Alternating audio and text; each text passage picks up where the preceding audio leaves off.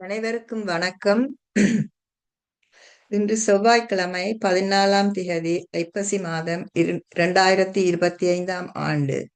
தினமும் உலக சமாதானம், ஒற்றுமை, ஆரோக்கியம், மன அமைதி ஆகியவற்றை முன்னிலைப்படுத்தி ஒரு கூட்டு தியானம் செய்கிறோம். தினமும் பிரித்தானிய நேரம் காலை 8:45 மணிக்கும் 10 மணிக்கும் இரவு 8 மணிக்கும் தியானம் செய்கிறோம். ஐரோப்பா நேரம் காலை 9:45 மணிக்கும் 11 மணிக்கும் இரவு 9 மணிக்கும் தியானம் செய்கிறோம். மற்ற நாடுகளில் இருந்து இணைபவர்கள் பிரித்தானிய நேர கணிப்பின்படி இணைந்து கொள்ளுமாறு தாழ்மையுடன் வேண்டுகிறோம். இத்தியான நிகழ்ச்சி PSSM தமிழ் ஐரோப்பா, PSSM Tamil TV, PSSM Germany, Tamil TV Germany ஆகிய அமைப்பினரின் அனுசரணையுடன் நடைபெறுகிறது. அவர்களுக்கு எமது நன்றியை தெரிவித்துக் கொள்கிறோம். இன்றைய பிரதம பேச்சாளராக டாக்டர் ரமேஷ் கந்தசாமி துளவ வெங்கடேஸ்வரன் ஆதரவு சிகிச்சையை பற்றி பேசுவார். வாழ்க வளமுடன் என எல்லோரையும் மனதார வாழ்த்தி தியானத்தில் பயணிப்போம். வாருங்கள். தியானத்தின் முன்பு ஒரு சிறு குறிப்பு. தியானம் என்பது ஒரு தளர்வான நிலை. ஒரு விதமான எதிர்ப்போ கட்டுப்பாடோ சிந்தனையோ இல்லை. இது ஒரு விழிப்புணர்வு. எங்களுக்குள் எது நடந்தாலும் அவற்றை சாட்சியாக நின்று கவனிப்பது மட்டுமே ஆகும். எதன் மீதும் எந்தவித தீர்ப்போ மதிப்பீடோ கொண்டிருக்க வேண்டாம். வெறுமனே விழிப்புணர்வுடன் மூச்சை கவனிப்பவராகவே இருக்க வேண்டும். இப்படி நாம் அமைதியாக இருந்து மூச்சை விழிப்புணர்வோடு கவனித்து இருக்கும் ஆழமான சக்தியுடன் இணைந்து கொள்ளும் முயற்சிதான் இந்த தியானம். அறிவியல் பூர்வமாக தேர்ந்தெடுத்த வழிதான் நாம் அனைவரும் ஒன்று கூடி இப்போ செய்ய போகும் தியானம்.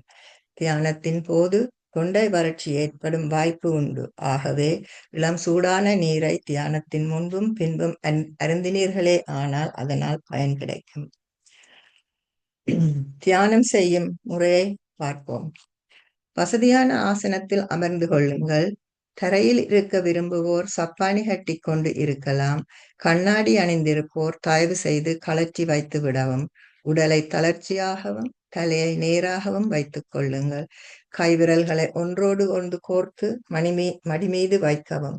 ஆசனத்தில் இருப்போர் பாதங்களை ஒன்றன் மீது ஒன்றாக வையுங்கள்.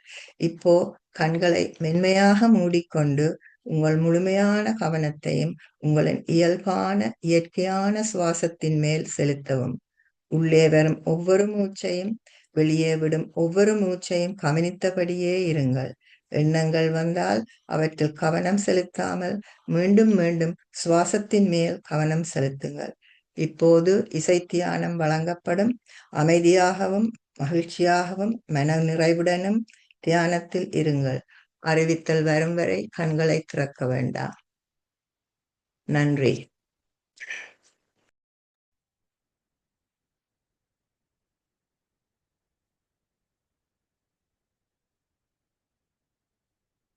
தியானிகளே, தியானம் முடிவடைய இன்னும் 5 வினாடிகள் இருக்கின்றது. அனைவரும் உங்களது இயல்பான நிலைக்கு வாருங்கள். கைவிரல்களை மெதுவாக பிரித்து கண்கள் மேல் வையுங்கள். 5, 4, 3, 2, 1. இப்போது கண்களை மெதுவாக திறவுங்கள். நாம் அனைவரும் ஒருங்கிணைத்து ஒருவித தடங்களுமின்றி ஒரு கூட்டு தியானம் செய்ததற்கு பிரபஞ்ச நன்றியுடன் 30 வினாடிகள் கைதட்டி மகிழ்வோம்.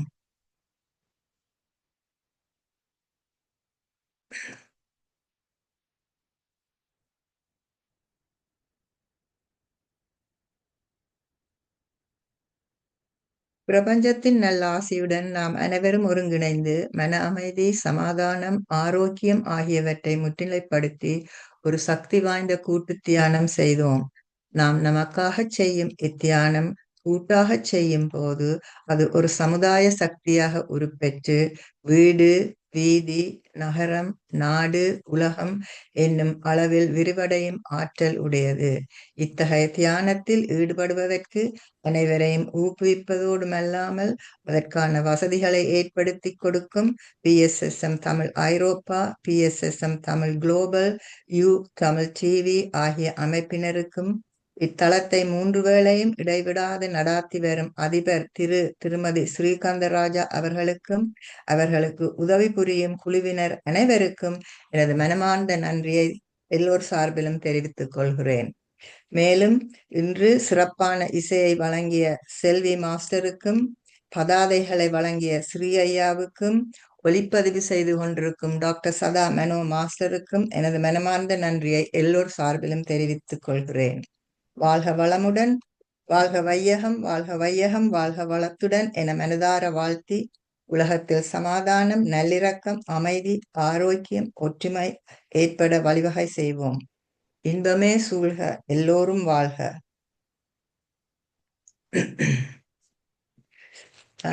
இப்போது இன்று பிரித்தானிய தமிழ் வானொலி அமைப்பினைச் சேர்ந்த திரு பாலாஜி நடராஜன் அவர்கள் எங்களின் பிரதம பேச்சாளர் டாக்டர் ரமேஷ் கந்தசாமி புலவ வெங்கடேஸ்வரன் அவர்களை அறிமுகப்படுத்துவார். அவர் ஆதரவு சிகிச்சை palliative care என்ற விடயத்தை பற்றி பேசுவார். எல்லோரும் கேட்டு உங்கள் கருத்துக்களை பரிமாறும் முகமாக வேண்டிக் கொண்டு தளத்தை திரு பாலாஜி நடராஜன் அவர்களிடம் ஒப்படைக்கிறேன். பாலாஜி நடராஜன் ஐயா, தேங்க்யூ. வணக்கம். பிரிட்டிஷ் இந்தியன் தமிழ் வானொலி மற்றும் உலக சமாதான நல்லிணக்க குழுவினர் இணைந்து வழங்கும் மருத்துவ கலந்துரையாடல் நிகழ்ச்சிக்கு உங்களை வரவேற்கிறோம். இன்றைய நம் சிறப்பு விருந்தினர் Ramesh Kandasamy Thulava Venkateswaran. Doctor Ramesh is specialist in palliative care. சென்னையில் எம்பிபிஎஸ் எஃப்ஆர்சிபி மற்றும் டிப்ளமா இன் palliative மெடிசின் முடிச்சிருக்காரு. இங்கே யூகே ஜெம்ஸ்போர்டில் palliative மெடிசனில் ட்ரெயினர் அண்ட் ரிசர்ச் லீடாக ஒர்க் பண்ணிட்டு இருக்காரு. வணக்கம் ரமேஷ், நீங்கள் palliative கேர் அல்லது ஆதரவு சிகிச்சை பற்றின உங்களுடைய உரையை இப்போ நீங்கள் கொடுக்கலாம். வணக்கம். வணக்கங்க, அனைவருக்கும் வணக்கம். உலக சமாதான நல்லிணக்க குழு மற்றும் பிரித்தானிய இந்திய தமிழ் வானொலி இருக்கும் அனைவருக்கும் எனது வணக்கம் மற்றும் மனமார்ந்த நன்றி இந்த வாய்ப்பை கொடுத்ததற்கு.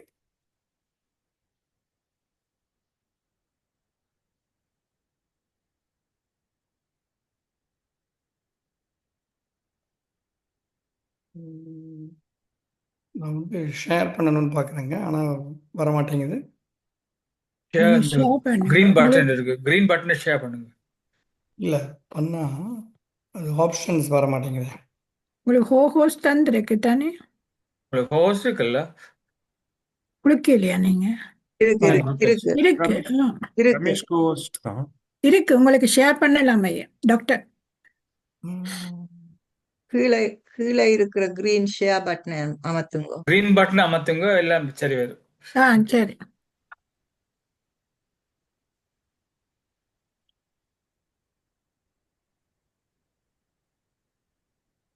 யா, கரெக்ட்.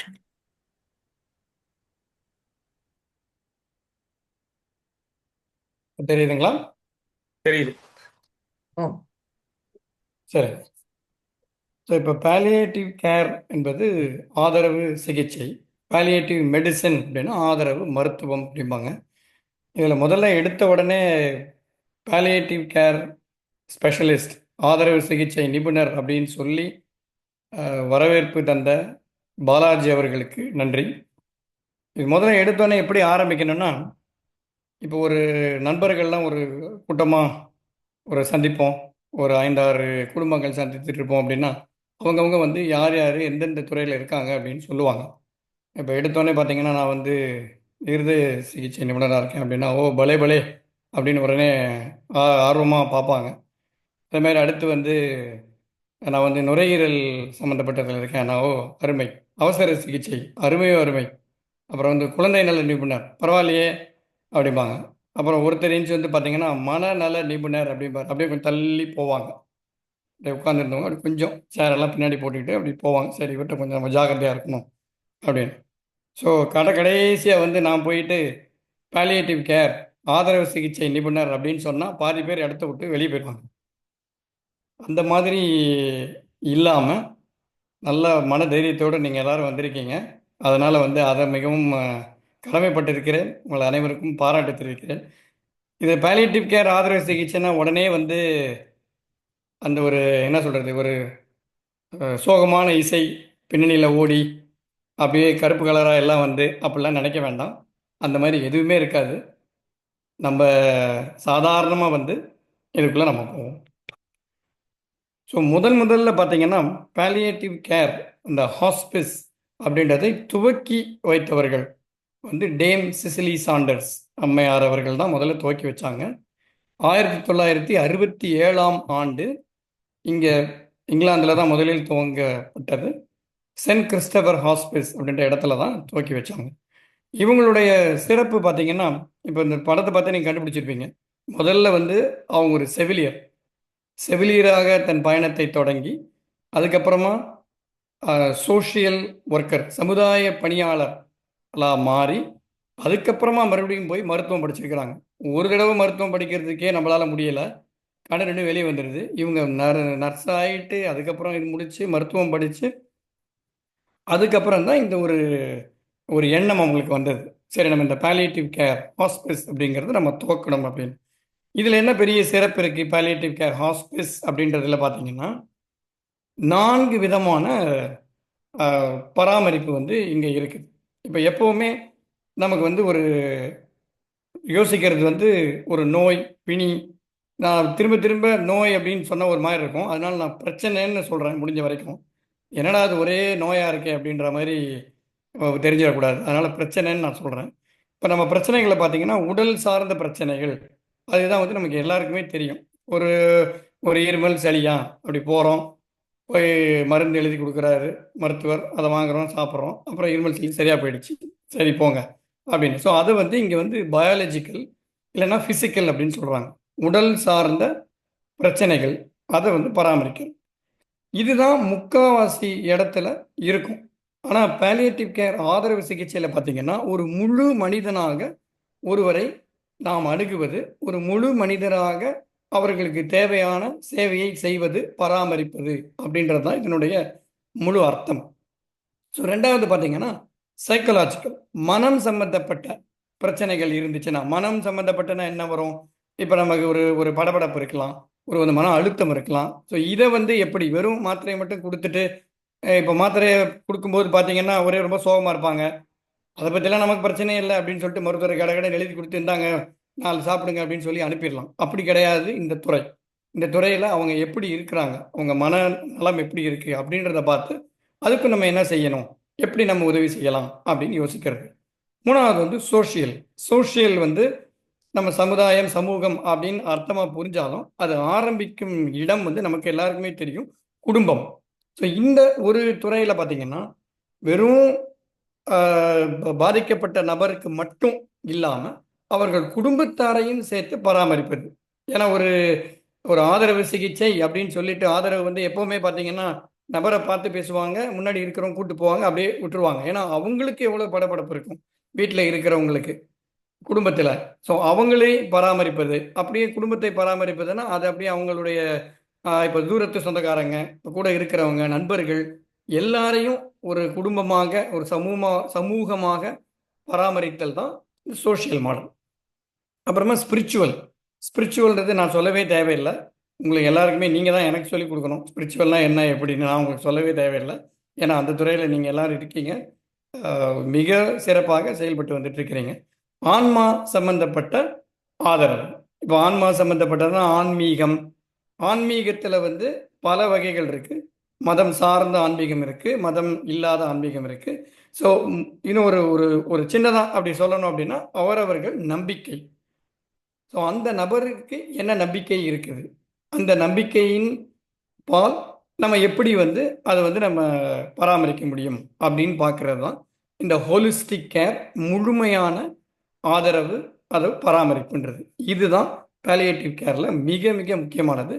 நம்ம சிசிலி சாண்டர்ஸ் அம்மையா அவர்கள் தான் இது முதல்ல இந்த மாடலையே கொண்டு வந்தாங்க உலகுக்கு. இப்போ இதில் எதை பற்றிலாம் நம்ம பார்க்க போகிறோம் அப்படின்னா, ஆதரவு சிகிச்சை எப்போ கொடுக்கணும், குணப்படுத்த முடியாத பிரச்சனைகள் அல்லது நோய்கள், அவங்களுக்கு தான் முதல்ல இந்த பாலியேட்டிவ் கேர்ன்றதை ஆரம்பிக்கும். இப்போ இதில் நம்ம இன்னைக்கு என்னென்ன பார்க்க போறோம்னா, முதல்ல வந்து நான் சொன்ன மாதிரி நோய்கள், பிரச்சனைகள், அது எப்படி எந்த வகைப்படும், எப்படி நம்ம இதில் வந்து குணப்படுத்த முடியாததுன்னு தெரிஞ்சுக்கிறதுன்றத ஒன்று சொல்ல போகிறோம். அப்புறமேட்டு என்ன சிகிச்சை முறை, சிகிச்சைன்னு சொல்றீங்களே என்னெல்லாம் பண்ணுவீங்க? இப்போ என்னுடைய இதில் நீங்கள் பார்த்தீங்கன்னா, ஜூமில் பார்த்தீங்கன்னா ஒரு கையை பிடிச்சிட்டு ஒரு நமக்கு ஆதரவு கொடுக்குற மாதிரி இருக்கும். அது மட்டும் தான் பண்ணுவீங்களா? பாலியேட்டிவ் கேர்னா சும்மா பக்கத்தில் உட்காந்து கை மட்டும் தான் பிடிப்பீங்களா? இல்லை வேற ஏதாவது பண்ணுவீங்களா? அப்படின்ற ஒரு கேள்வி வரும். ஸோ அதை பற்றி நம்ம பார்க்க போகிறோம். அதுக்கப்புறமா மூணாவது வந்து ப்ரொக்னோசிஸ். ப்ரொக்னோசிஸ் அப்படிங்கிறது வந்து நம்ம வருங்காலத்தில் என்ன நடக்க போகுது அப்படின்ற ஒரு கணிப்பு. கணிப்பு வந்து எல்லா விதமாகவும் இருக்கலாம். ஆமாம், நம்ம இந்த இந்த பிரச்சனை வந்து இப்போ வந்து சீராக இருக்குது, இல்லை இந்த பிரச்சனை வந்து இன்னும் கொஞ்சம் மோசமாயிட்டு இருக்கு, அதுக்கு என்ன பண்ணலாம், அப்போ வந்து நம்ம என்னெல்லாம் பராமரிக்கணும், என்னென்ன தேவைகள் இருக்குது அப்படின்னு பார்க்கறது. இதை வந்து கணிப்பு அப்படின்றத வந்து கொஞ்சம் விவரமாகவே பார்க்கலாம். மிக முக்கியமானது அடுத்தது வந்து நம்மளுடைய உணர்வுகளின் சுற்றல் அப்படின்றது. அது எப்படின்னா நிறைய உணர்வுகள் இருக்கும். இந்த மாதிரி நமக்கு குணப்படுத்த முடியாத பிரச்சனைகள் வந்த நபருக்கும் சரி, குடும்பத்தாருக்கும் சரி, உணர்வுகள் வந்து எக்கச்சக்கமாக இருக்கும். அதில் என்னென்னலாம் இருக்கும், அதை எப்படிலாம் நம்ம வந்து பராமரிக்கிறது அப்படின்றத பற்றி பார்ப்போம். கடைசியாக வந்து பராமரிப்புன்னு சொல்கிறீங்களே, அது என்னென்ன தேவை நமக்கு? இப்போ வந்து வெறும் மாத்திரை மட்டும் எழுதி கொடுத்துட்டா போதுமா, இல்லை பக்கத்தில் உட்காந்தா போதுமா, எங்கே போய் பார்க்கறது, மருத்துவமனைக்கு அவங்க எப்போ போகணும், வீட்டில் எப்போ அவங்க இருக்கலாம். இப்போ ஹாஸ்பிஸ் அப்படிங்கிறது ஒரு ஒரு ஸ்பெஷலிஸ்டுக்கான சென்டர் அப்படின்றலாம் ஹாஸ்பிஸ் அப்படிங்கிறது. இப்போ நீங்கள் ஆஸ்பத்திரிக்கு நம்ம போனோம் அப்படின்னா முதல்ல வந்து அவசர சிகிச்சைக்கு போவாங்க. அதுக்கப்புறம் அந்த துறைக்கு ஏற்ற மாதிரி அந்த இடத்துல வந்து அவங்கள வந்து அனுமதித்து அந்த இடத்துல இருக்கிற நிபுணர்கள் வந்து பார்ப்பாங்க. அந்த மாதிரி ஆதரவு சிகிச்சைக்கான நிபுணர்கள் இருக்கும் இடம்தான் ஹாஸ்பிஸ். இது வெறும் மருத்துவர்கள் மட்டும் கிடையாது. மருத்துவர்கள், செவிலியர்கள் எல்லாருமே அந்த ஆதரவு சிகிச்சையில் நல்ல திறம்பட செயல்பட செஞ்சுக்கிட்டு இருக்கிறவங்களா இருப்பாங்க.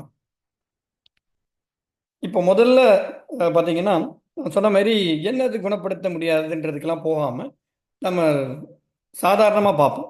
இப்போ ஒரு பிரச்சனை, ஒரு நோய், ஒரு இது இருக்குன்னா அது வந்து முதல்ல எவ்வளவு நாளாக இருக்குது அப்படின்றது தான் முதல்ல நம்ம வந்து பார்க்கணும். இப்போ ஒரு சில விஷயங்கள் அக்யூட் அப்படின்வோம். அக்யூட்னா சீக்கிரமாக குணமாயிடும், முழுவதும் குணமாகிவிடும், அதுதான் அக்யூட்.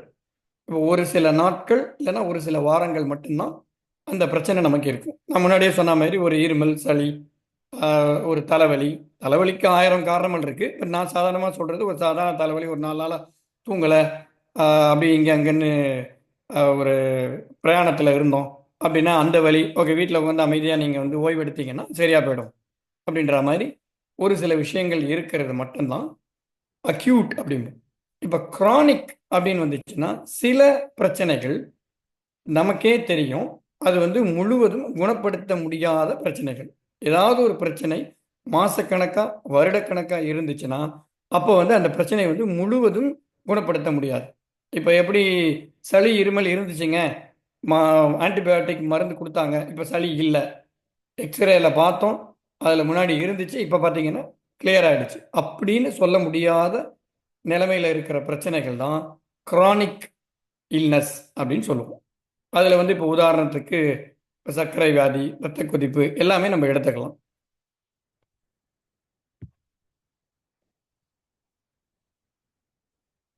அடுத்ததை பார்த்தீங்கன்னா இப்போ இந்த இந்த க்ரானிக்காக இருக்கிற பிரச்சனைகள் ஒரு வாரக்கணக்காவோ ஒரு மாதக்கணக்கை தாண்டி மாசக்கணக்காவோ வருடக்கணக்காவோ இருக்கும் பிரச்சனைகள் நமக்கு எப்படி ஆரம்பிக்குது, முதல்ல எப்படி ஆரம்பிக்குதுன்னு பார்த்தீங்கன்னா முதல் கட்டத்தில் வந்து அது இருக்கும் உள்ள, ஆனால் அந்த பிரச்சனை இருக்கிறதே தெரியாது. அதான் நம்மை பாதிக்காது இந்த பிரச்சனை. இப்போ உதாரணத்துக்கு ஒரு சர்க்கரை நோய் இருக்குது அப்படின்னா அது உள்ளே இருக்கலாம், இல்லை வரதுக்கான அறிகுறிகள் மெதுவாக அப்படியே தென்பட்டு இருக்கலாம், இன்னும் அந்த பிரச்சனை வந்து நம்மளை பாதிக்கும் அளவுக்கு வரல அப்படின்ற மாதிரி ஒரு ஒரு ஒரு ஸ்டேஜ் தான்.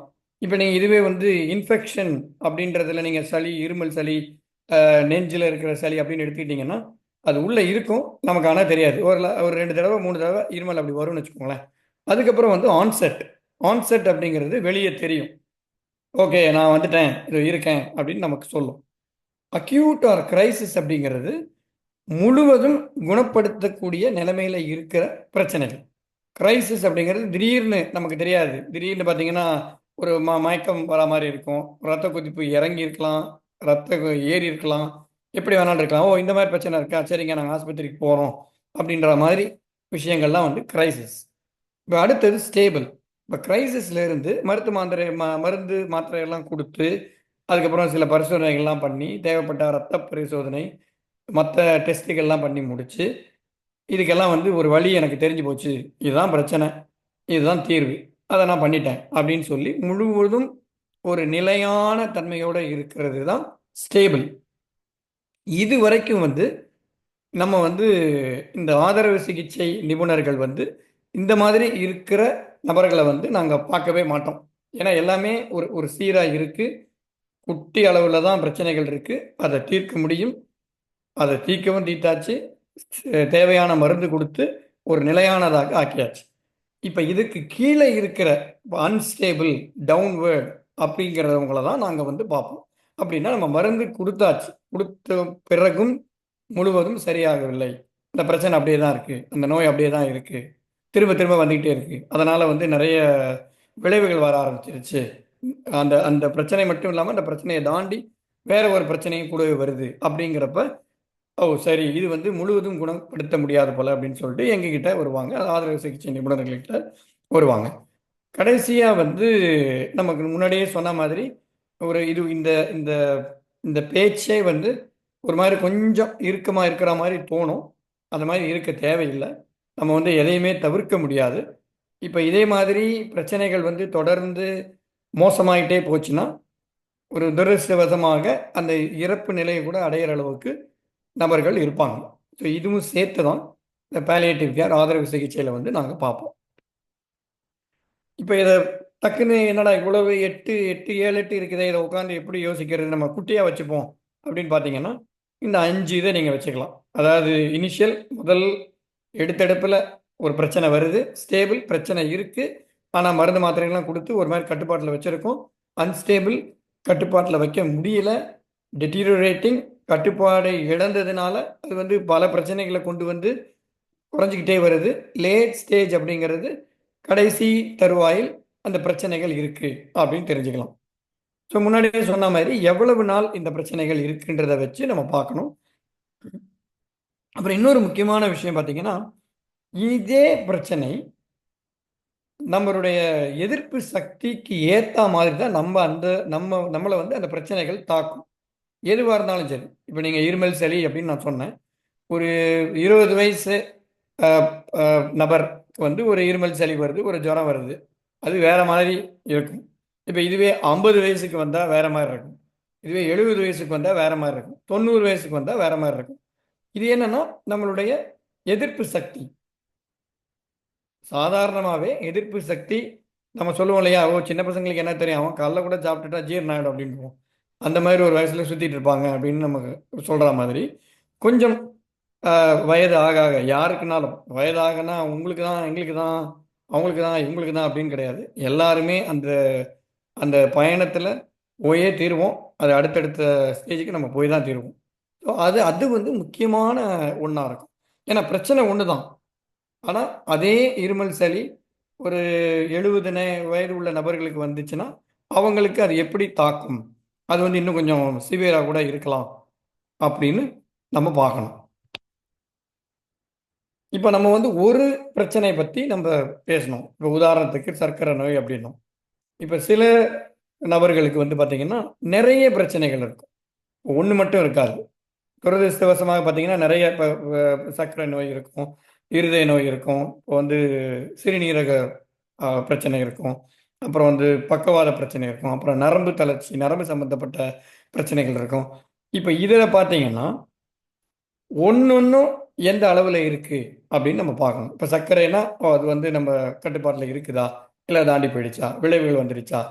இப்போ இருதய நோய் ப்ராப்ளம் இருக்குது அப்படின்னா அவங்க ஏற்கனவே என்ன பண்ணியிருக்கிறாங்க, அதுக்கு வெறும் மாத்திரையில் தான் இருக்காங்களா, இல்லை வந்து அறுவை சிகிச்சை பண்ணியிருக்காங்களா, இல்லை அறுவை சிகிச்சை பண்ணிவிட்டு மாத்திரை எதனா மாற்ற வேண்டி வந்ததா, இல்லை அடிக்கடி மருத்துவமனை போக வேண்டி வந்ததா, இதெல்லாம் பார்க்கணும்.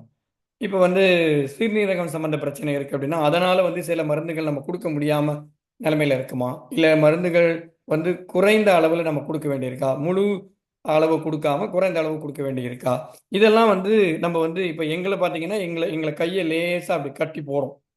இப்போ முதல்ல பார்த்த ஒரு சர்க்கரை நோய் இருக்கிற ஒரு நபருக்கு செய்யும் வைத்தியம், மருத்துவமனையில் கொடுக்குற வைத்தியமும் அதே நபர் ஒரு 20-25 வருஷம் கழிச்சு எங்ககிட்ட வராங்க அப்படின்னா நாங்கள் கொடுக்க வேண்டிய வைத்தியமும் மாறுபடும். ஏன்னா எங்கள் கைகள் அப்படியே கட்டப்பட்டிருக்கும். இதை கொடுக்கணும்னு நினைப்போம், ஓ இல்லைப்பா இது கொடுத்தோம்னா சிறுநீரகம் பாதிக்கும், கொடுக்க முடியாது. ஓ இது தெரியும், இது வந்து ஃபுல் டோஸ் கொடுக்கணும், ஆனால் வந்து இல்லை அவ்வளோ டோஸ் கொடுத்தா வந்து அது வந்து அதிகமாக போயிடும், அவங்களால அதை வந்து தாங்க முடியாது, நம்ம வந்து பாதி தான் கொடுக்கணும். இப்படின்ற மாதிரி சில விஷயங்கள் எங்கள் கைகள் கட்டப்பட்டிருக்கிறதுனால அப்படியே கொஞ்சம் கொஞ்சமாக அந்த முழுவதும் குணப்படுத்த முடியும் அப்படின்ற இதிலிருந்து இல்லை எங்களால் குணப்படுத்த முடியாது, ஆனால் வந்து பராமரிக்க முடியும்.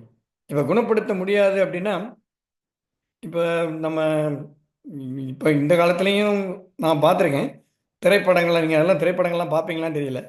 திரைப்படத்தெல்லாம் பார்த்தீங்கன்னா அப்படி வருவாங்க, டாக்டர் வருவார், அப்படி பெட்டில் பார்ப்பாரு, டக்குன்னு கையை பிடிப்பாரு, அதுக்கப்புறம் அடுத்த நிமிஷம் டக்குன்னு கண்ணாடியை கழட்டிட்டு டகால்னு நவுந்துருவார். அவ்வளோதாங்க, இனிமேல் என்னால் எதுவும் செய்ய முடியாதுங்க அப்படின்ட்டுவார். அவ்வளோதான் காட்டுவாங்க சினிமாவில்.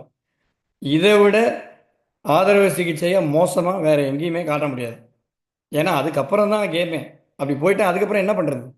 நீங்கள் எதுவுமே பண்ண முடியாது அப்படின்னா அதுக்கப்புறம் என்ன பண்ணுறது? எங்ககிட்ட வர நபர்கள் வந்து எப்போவுமே சொல்லுவாங்க, இல்லைங்க நாங்கள் மருத்துவமனைக்கு போனோம், டாக்டர் வந்து எதுவுமே பண்ண முடியாதுன்னு சொல்லிட்டாரு அப்படிம்பாங்க. அது மறுபடியும் நான் எல்லாருக்கும் தெரிஞ்சுக்கிற மாதிரி சொல்கிறேன், எதுவுமே பண்ண முடியாது அப்படின்னா அந்த பிரச்சனைக்கு அந்த வியாதியை நம்ம எதுவும் பண்ண முடியாது.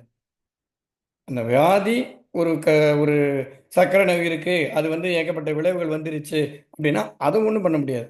ஆனால் அந்த நபருக்கு தேவையான, நான் சொன்ன மாதிரி இப்போ வந்து மனநலம் பராமரிக்கிறதோ இல்லை வந்து குடும்பங்களை வந்து பராமரிக்கிறதோ அதெல்லாம் வந்து நிறைய விஷயங்கள், ஆன்மீக பராமரிப்பு, இதெல்லாம் வந்து நிறைய விஷயங்கள் நம்ம பண்ணி அவங்கள வந்து கம்ஃபர்டபுளாக முடிஞ்ச வரைக்கும் நம்ம வந்து பராமரிக்க முடியும் அப்படின்றது தான் இந்த இந்த துறையுடைய சிறப்பு.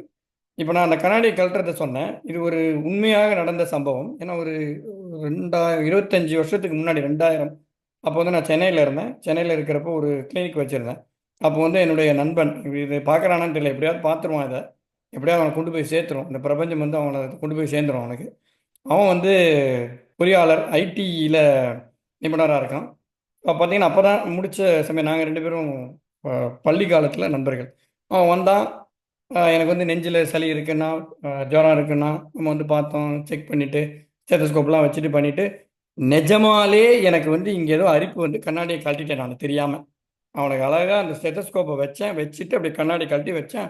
அப்படி பயந்துட்டான், ஐயோ போச்சு ஏதோ பெரிய பிரச்சனை போல.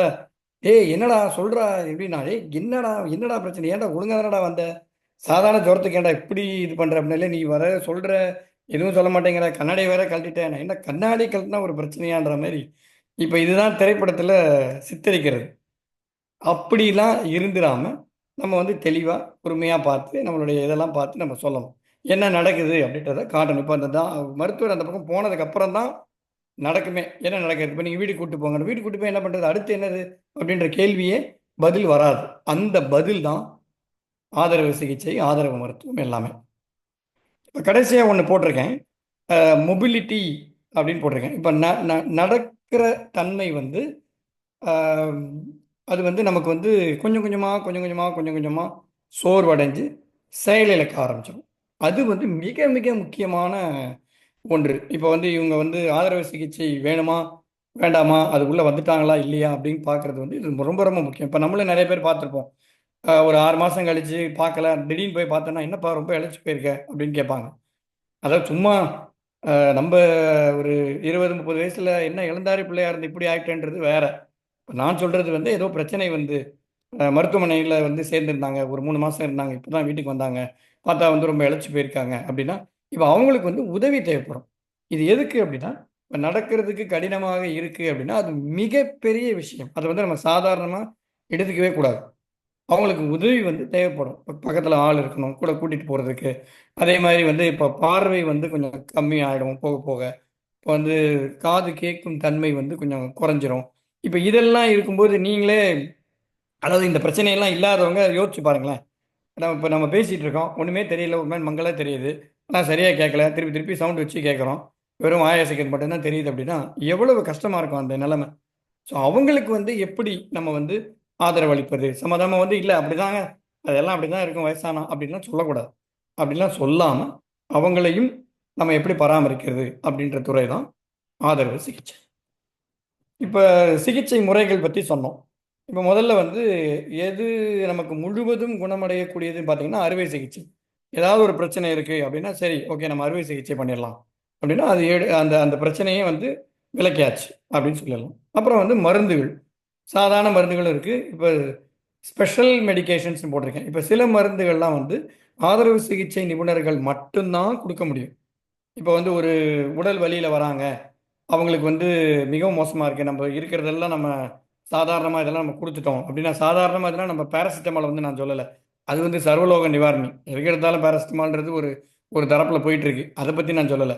அதுக்கப்புறம் அதுக்கப்புறம் அதுக்கப்புறம் அதுக்கப்புறம் எல்லாம் முடிச்சதுக்கு அப்புறமும் ஒரு 4-5 மருந்துகள் இருக்குது. அதை ஆதரவு சிகிச்சை நிபுணரால் மட்டும்தான் கொடுக்க முடியும். அதை நாங்கள் தாராளமாக கொடுத்து அந்த உடல் வலி இல்லாமல் பார்த்துப்போம். அப்புறமா கடைசியில் நான் ஏற்கனவே சொன்ன மாதிரி நம்ம எதுவுமே பண்ண முடியாது அப்படின்னா எதுவுமே பிரச்சனைக்கு தான் எதுவும் பண்ண முடியாது. இப்போ நம்ம இன்னும் பண்ண வேண்டிய விஷயங்கள் நிறைய இருக்குது. இப்போ இந்த தருவாயில் சரி நம்ம அறுவை சிகிச்சை பண்ண முடியல, இந்த பிரச்சனைக்கு மருந்துகள் கொடுத்தாச்சு, ஸ்பெஷலான மருந்துகளும் கொடுத்தாச்சு, அதுக்கும் கேட்கல, இன்னும் குணமாகாமல் சரியாகாமல் இருக்குது அப்படின்னா அப்போ நாங்கள் சொல்கிறது க்யூர் அப்படிங்கிறதுலேருந்து அப்படியே மெதுவாக போய் கேர் அப்படிங்கிறதுக்கு மாறிடுவோம். அதாவது முற்றிலும் குணப்படுத்துதல் அப்படின்றதுலேருந்து அப்படியே மெதுவாக இந்த பக்கம் போய் பராமரித்தல் அப்படின்னு வரும் பொழுது இப்போ மருத்துவமனைக்கு அழைச்சிட்டு போகிறதோ இல்லை டெஸ்ட்டுகள் நிறையா பண்ணுறதோ முதல்ல நான் சொன்ன மாதிரி இனிஷியலாக இருக்கிற முதல்ல பிரச்சனை காலத்தில் அதெல்லாம் தேவைப்பட்டதாக இருக்கும். இப்போ அதெல்லாம் தேவை இல்லாததாக சில பேருக்கு இருக்க வேண்டியிருக்கும். அப்போ நீங்கள் பார்த்தீங்கன்னா அவங்களுடைய விருப்பு வெறுப்புகள் நமக்கு தெரிஞ்சாகணும். இதில் வெறுப்புகள் அப்படின்னா மனிதர்கள் சம்மந்தப்பட்ட வெறுப்பு இல்லை. எனக்கு வேண்டாம்ப்பா, அங்கே போய் திருப்பி திருப்பி ஊசி போட்டுட்டு இதே ரத்தத்தை எடுத்துக்கிட்டு என்ன ஒன்றும் ஆக போகிறது இல்லை, அதே தான் திருப்பி திருப்பி பண்ணுறாங்க, ஏன் நான் திருப்பி திருப்பி போகணும், நான் வீட்டிலே இருந்துக்கிறேன் அப்படின்னு சொல்லுவாங்க. அப்படி சொல்கிறப்ப அவங்கள நம்ம எப்படி பாதுகாக்கிறது அப்படின்றது தான் ஆதரவு மருத்துவம். இப்போ இதில் நான் முன்னாடியே சொன்ன மாதிரி ப்ரோக்னோசிஸ் அப்படின்னு நம்மளுடைய வருங்காலத்தை கணிப்பது, அது போட்ட மாதிரி அந்த அந்த அந்த ஒரு பந்து எங்கிட்ட இருந்துச்சுன்னா அருமையாக இருக்கும். அது எல்லாருமே கணிச்சிடலாம். எல்லார்கிட்டையும் ஒன்று இருந்துச்சுன்னா அழகாக அப்படியே தட்டி பார்த்துட்டு என்ன நடக்குது அப்படின்னு அந்த பழங்காலத்தில் மை எழுதி போட்டு பார்க்குற மாதிரி கூட நம்ம பார்த்து சொல்லிடலாம். அதெல்லாம் சொல்ல முடியாது. பட் சொல்ல முடியாது நீ தான் சொல்கிற, ஆனால் சொல்கிறேன்ற நீ தான் சொல்கிற அப்படின்னு நீங்கள் கேட்கலாம். எப்படின்னா முழுவதும் 100% நம்மளால் சொல்ல முடியாது, ஆனால் ஓரளவுக்கு சொல்லிடலாம். எதை வச்சு? இப்போ அந்த ரிவர்சிபிலிட்டி, அதாவது நம்ம இருக்கிறத எப்படி நம்ம மாற்றும் தன்மை, அதை வச்சு நம்ம சொல்லலாம். அதுக்கப்புறம் ஒரு மாற்றம் நடந்திருக்கு அப்படின்னா நான் சொன்ன மாதிரி இப்போ நடக்க முடியல, ரொம்ப மெலிஞ்சு போயிருக்காங்க அப்படின்னா அதெல்லாம் திரும்ப கொண்டு வர முடியாத சில மாற்றங்கள் வந்திருக்கு அப்படின்னா அதெல்லாம் வச்சு எவ்வளவு நாளாக இது நடக்குது, மாதக்கணக்காக நடக்குதா, இல்லை வாரக்கணக்கில் நடக்குதா, இல்லை தினந்தோறும் நேற்று பார்த்தவங்க இன்னைக்கு பார்க்கறதுக்கு வேற மாதிரி இருக்காங்க, இல்லை காலையில் தான் பார்த்தேன் அதுக்குள்ளே மாறிட்டாங்க அப்படின்றத வச்சு நம்ம ஓரளவுக்கு கணிக்கலாம்.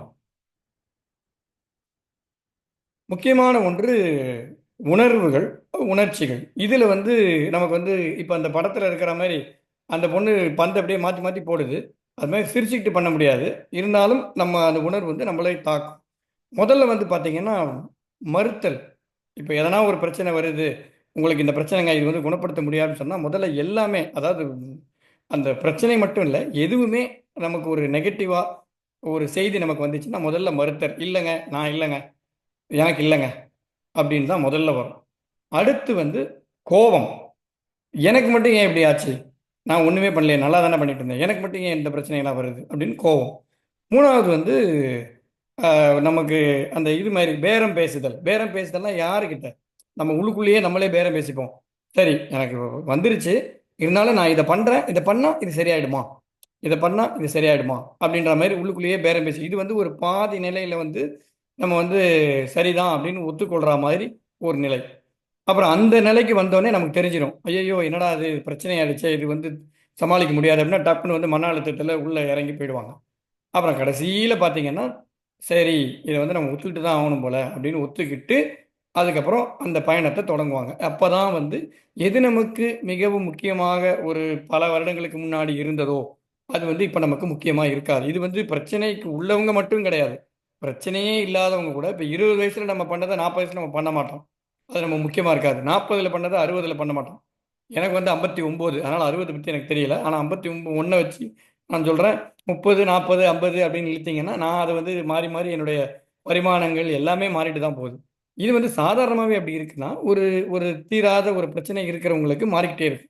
இதில் ஒன்று நான் சொல்ல விரும்புறது என்னன்னா, இது வந்து நான் இப்போ போட்ட மாதிரி வரிசையாக 1, 2, 3லாம் வராது. இன்னைக்கு காலையில் மறுப்பாக இருக்கும், டக்குன்னு சாயங்காலம் பார்த்தா கோவம் வரும், அடுத்த நாள் பார்த்தா சரி என்னத்த போ நம்ம வந்து வேற வழி இல்லை அப்படிம்பாங்க.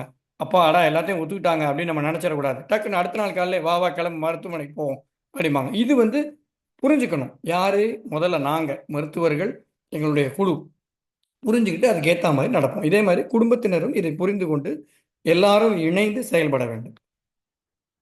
கடைசியாக இப்போ வந்து இவங்களுக்கு எந்த இடத்துல கேர் பண்ணுறது, பராமரித்தல் எந்த இடத்துல மருத்துவமனை கூட்டிகிட்டு போகலாமா, போகலாம். எப்போன்னா நம்மளால முழுவதும் குணப்படுத்தக்கூடிய அந்த அக்யூட்னு சொல்கிற இதில் இருந்துச்சுன்னா மருத்துவமனைக்கு போகலாம் அந்த பிரச்சனைகள் வரும் பொழுது. ஹோம் வீட்டிலேயே இருக்கேன் அப்படின்னு சொன்னாங்கன்னா அவங்களை வீட்லேயும் பராமரிக்கலாம். இந்த ஊரில் இப்போ கம்யூனிட்டி டீம் அப்படின்னு ஒரு டீம் இருக்காங்க. அந்த டீமில் வந்து வீட்டிலேயே போய் மருத்துவம் பார்ப்பாங்க. எல்லா நபர்களும் அந்த குழுவில் இருக்கிற எல்லாருமே வீட்டில் போய் அவங்கள முடிந்தவரை, அது நான் ஏன் முடிந்தவரைன்னு சொல்கிறேன்னா, ஆஸ்பத்திரியில் இருக்கிற மாதிரி ஹாஸ்பிஸ் அப்படின்னா வந்து ஒரு சிறப்பு மையம் அதில் இருக்கிற மாதிரி வசதிகள் இருக்காது. முடிஞ்ச வரைக்கும் வீட்டில் வந்து நம்ம பார்த்துக்கலாம் அவங்கள வச்சுட்டு. ஸோ அதில் பார்த்துக்கலாம் அப்படின்னா இப்போ என்ன மருத்துவர் தேவையா? ஆமாம் தேவை.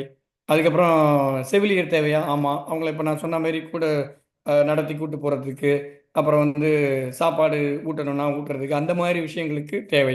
இப்போ ரெஜிஸ்டர்ட் நர்ஸ் தேவையா? இவங்க என்ன பண்ணுவாங்க, அவங்க தான் மருந்து கொடுப்பாங்க. சாதாரண கேர்டேக்கர் வந்து மருந்து கொடுக்க முடியாது, இவங்க தான் மருந்து கொடுப்பாங்க. ஸ்பெஷலிஸ்ட் டாக்டர் தேவையா? ஆமாம், சில பேருக்கு நாங்களும் வந்து வீட்டுக்கு போய் பார்ப்போம். இப்போ நான் வேலை செய்கிற இடத்துல கம்யூனிட்டி டீமில் தான் இருக்கேன். எல்லா நாளுமே நான் வீட்டில் பிரச்சனை இருக்கிற நபர்களை போய் பார்க்குறது தான் என்னுடைய வேலை. ரீஹாபிலிட்டேஷன் டீம் அப்படிங்கிறவங்க ஃபிசியோதெரப்பி, ஆக்குபேஷனல் தெரப்பி, அவங்களுக்கு வந்து இப்போ நடக்கிறதுக்கு எக்ஸ்ட்ராவாக எதனா ஒரு ஒரு ஒரு ஷூ நம்ம கொடுக்கணும், ஒரு வந்து ஊன்றுகோல் நம்ம வந்து கொடுக்கணும் அப்படின்ற மாதிரி விஷயங்களை அவங்க பண்ணுவாங்க. ஸோ எல்லாரும் சேர்ந்தது தான் இந்த பாலியேட்டிவ் கேர் ஆதரவு சிகிச்சை மையம். ஒரே ஒரு செய்தியோட நான் முடிச்சுக்கிறேன். Cure sometimes, treat often, comfort always. Cure அப்படிங்கிறது நிறைய, அதாவது நீங்கள் நினைக்கலாம் 2025ல் குணமளிக்கப்பட முடியாத இது இருக்குதா என்ன அப்படின்னு, ஆனால் இருக்குது, துரதிருஷ்டவசமாக இருக்குது. ட்ரீட் ஆஃப்டன், அது சிகிச்சை அளிக்கிறது வந்து அந்த கியூரை நோக்கி வந்து அப்பப்போ தான் நம்ம பண்ண முடியும். ஆனால் எந்த தருணத்திலும் ஆதரவு கொடுத்து அவர்களை கம்ஃபர்டபுளாக வச்சுக்கிறது கண்டிப்பாக முடியும். நன்றி நன்றி. ரொம்ப ரொம்ப நன்றி ரமேஷ். முதல்ல உங்களுடைய தமிழே ரொம்ப அழகாக இருக்குது, ரொம்ப உச்சரிப்பு ரொம்ப அழகாக இருந்தது. நீங்கள் சொல்ல வந்த விஷயத்த ரொம்ப நகைச்சுவை கலந்து சொன்னீங்க, அது கேட்குறதுக்கு ரொம்ப நல்லா இருந்தது. இது உண்மையிலேயே வந்து எல்லாருக்கும் தெரிஞ்சுக்க வேண்டிய விஷயம்தான். ஆக்சுவலாக கிட்டத்தட்ட நம்ம எல்லாருமே வந்து அந்த இடத்துக்கு வர வேண்டியவங்க தானே. ஸோ இது ரொம்ப தெரிஞ்சுக்க வேண்டிய ஒரு விஷயம். ரொம்ப ரொம்ப நன்றி இந்த உரைக்கு. இப்போ கேள்விகள் இருந்தால் நீங்கள் கேட்கலாம். நவரத்னம் தான் முதல்ல ஹேண்ட் ரைஸ் பண்ணியிருக்காங்க. உங்களுக்கு என்ன கேள்வி? முதலில் அவரை பாராட்டி ஒரு 30 மினிட்ஸ் 30 செகண்ட்ஸ் பாலாஜி கைதட்டுவாங்க. ஐயா, நீங்கள் வேற ஆக்களை கூப்பிட முதல் கரகோஷம் செய்ய வேணும். ஆ